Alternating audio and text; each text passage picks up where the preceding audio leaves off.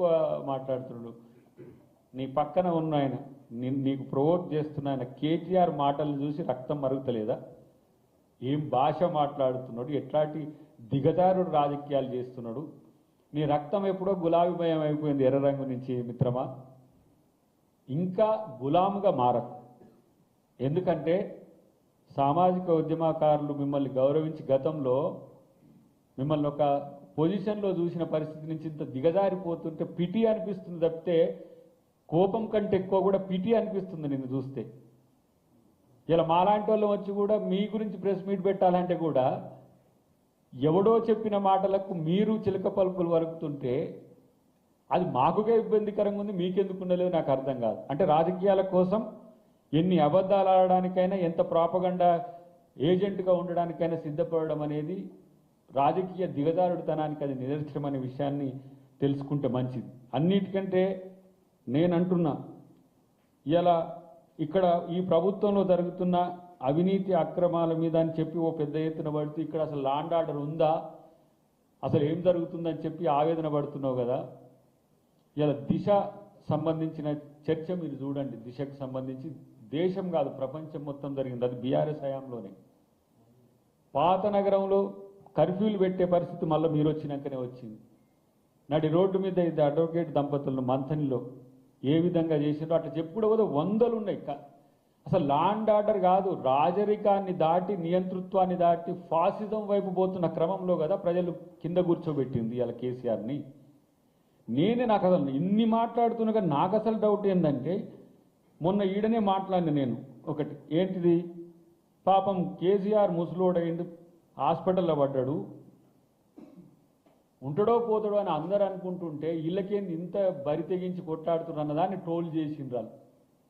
దయాకర్ ఇట్లా మాట్లాడుతుండట. కనీసం మీ కేసీఆర్ మీద కన్సోల్ అన్న ఉన్నదిరా బాబు.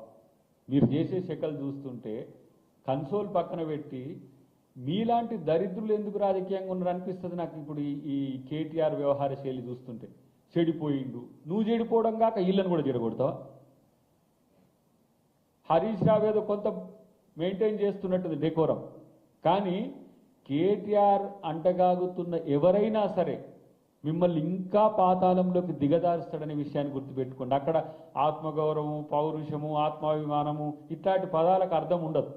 వాళ్ళు ఏం చెప్తారో అది చేయాల్సిన అవసరం ఉంది. కానీ తెలంగాణ సమాజం చీత్కరించుకుంటున్న కుటుంబానికి మీరు మద్దతు ఉంటున్న క్రమం మీ రాజకీయ స్వార్థం తప్పితే ఇంకొకటి ఏమున్నది చెప్పండి. ఇక్కడ రాజకీయ స్వార్థం కోసం ఇంతలా వ్యక్తిగతంగా రాజకీయంగా దిగజారాల్సిన అవసరం ఉందా అనేది మీరు ఆత్మపరిశీలన చేసుకోవాల్సిన అవసరం ఉంది.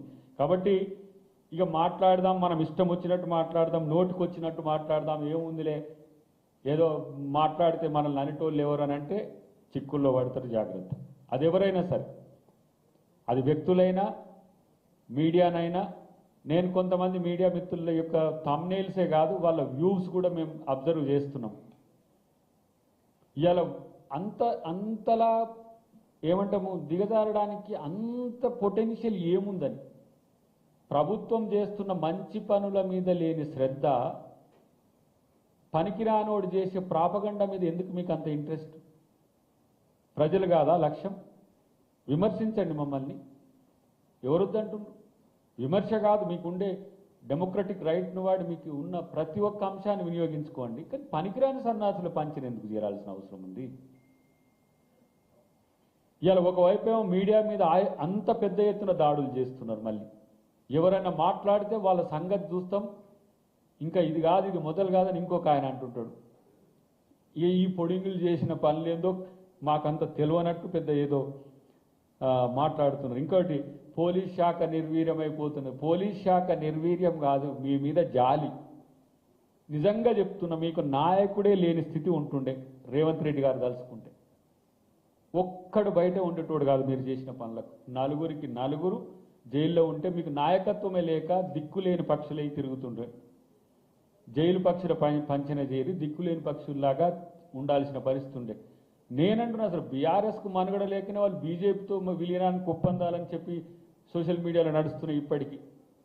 ఆయనేమో ఉపరాష్ట్రపతి అట, ఈయననేమో సీఎం క్యాండిడేట్ కానీ చెప్పి ట్రోల్స్ నడుస్తున్నాయి.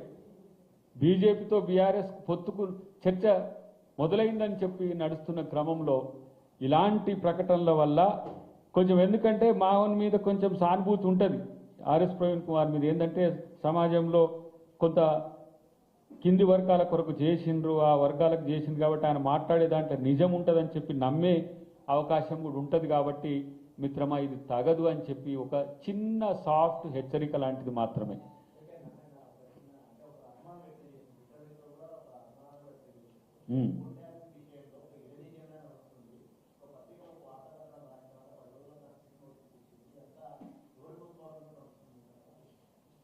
ఇప్పుడు ఎవరి ప్రోద్బలంతో నడుస్తున్నదా నేనంటున్నా